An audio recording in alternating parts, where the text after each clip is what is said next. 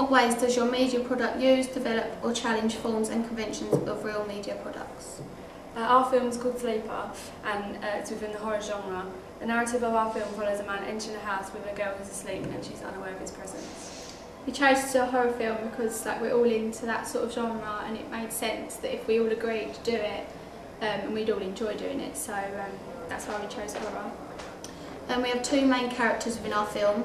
We have the typical hip horror film character, the scary character, and then the stereotypical innocent, frightened girl, to make our film quite dark in order to give off this horror film theme. Yeah, we filmed it at night time, in order, so it was the setting was darker and it was scarier for the audience to watch. We chose to have the guy who played the stalker in a hooded coat so that we could hide his identity to help build tension and suspense. In the film we used classic enigma, where we repeatedly did certain things in the film to make the audience want to watch more and to make them ask themselves questions in their head that will be later answered in the whole film. Yeah, and we didn't do any flashbacks in the film either, we thought we could have done, but if we were to carry on filming the film we would have used flashbacks in order to help tell the beginning part of the story. But we chose not to do it in the opening because we didn't want to get too confused and too into it and give too much away. We set our film in real time, so as the guy is walking down the driveway, the girl is asleep, it's happening at the same time. We didn't pass any time or use any flashbacks in the opening, but we would have used some in the remainder of the film to help tell the story. The music we put into our film was actually really effective. It was a last minute decision that we did, and when we got feedback, that was our main, that was the most positive feedback we got was from our music, so we were really happy with that. Yeah, we definitely got really positive feedback. We think it was the best bit we added in our film. We also got good feedback on how well it flowed. It made sense. There was only one person that said they got a bit confused at one point, but everybody said it flowed really well. Our opening sequence does use the common form of the usual film opening.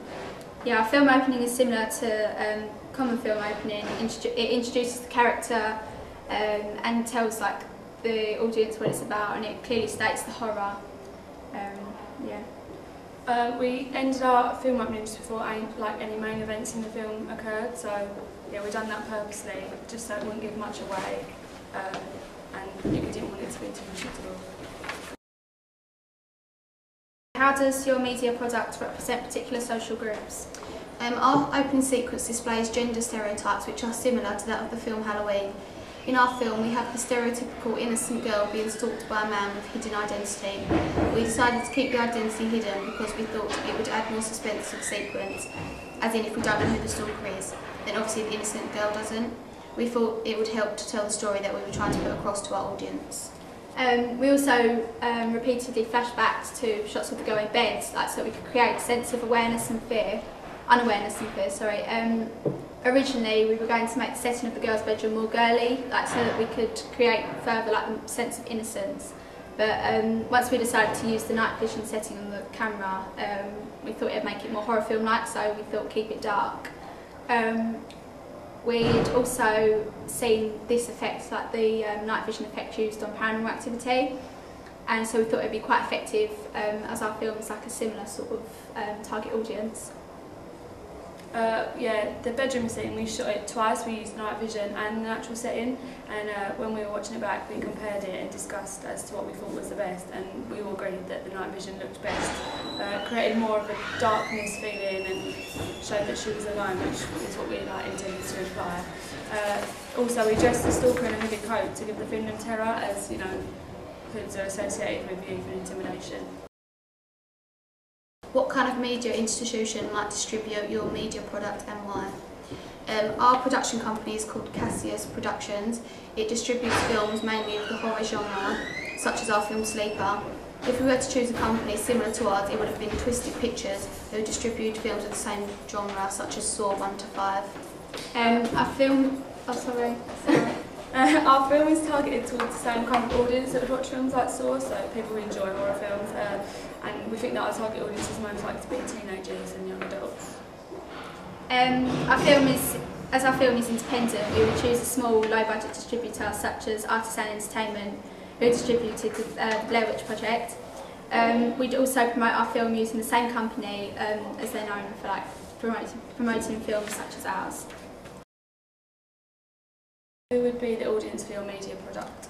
And when we were producing our film, we knew we wanted to be of a horror genre, so we immediately knew who our target audience would be and tried to make the film suitable for them. Our audience would be teenagers and young adults, probably from the age 16 to 30. As our film was about a stalker, we would think that it would be most attractive to men as opposed to women, just because we think they'd be like they'd enjoy our narrative more. You know, they would need an interest in horror and thriller as well. But our film branches out into more than one genre as well, so it would appeal to more people. Like, as we know, like, horror is a niche genre and not everyone obviously enjoys it. So our film may not be seen as something that would appeal to a mass audience. Our demographic would typically be young men, but as our film explores the more than one genre, it may appeal to a wider audience than we expect. How did you address your audience? Our film is targeted mainly at a teenage audience and young adult audience. We made our film fit into the horror thriller genre as we realised it's one of the most popular genres that teenagers and young adults watch. So we added jumpy shots and scary twists and turns to appeal to the young audience. The music that we added creates tension, which makes our film opening fit in the horror/thriller genre, which we intended it to do. Our film also created enigma for the viewer, as there are many questions that the audience will want to ask, such as who is the man in the house, what does he want from this girl, and is she going to wake up when he enters the house? We've purposely added the mystery to our film to keep the viewer entertained and wanting to know more. We use simple straight cuts within our film, opening again to target like the fast-paced younger audience, and make it more snappy, which obviously appeals to younger people. What have you learnt about technologies from the process of constructing this project, and what would you do differently with the benefit of hindsight? I think with the benefit of hindsight, our group would have made sure that we shot our film opening at the same time, as we did 2 different shots and the lighting was different because we did them on 2 different evenings. We found this hard as when we played back our opening sequence, it was quite obvious to the viewer that the 2 scenes had different lighting. We did try to change the lighting using the tools on Final Cut. However, the change in contrast made the shots look even more different than they did originally. What do you know that you didn't know before? Before starting our film opening project, I didn't know how to use a video camera or a tripod, or how to use the editing Final Cut thing that we used.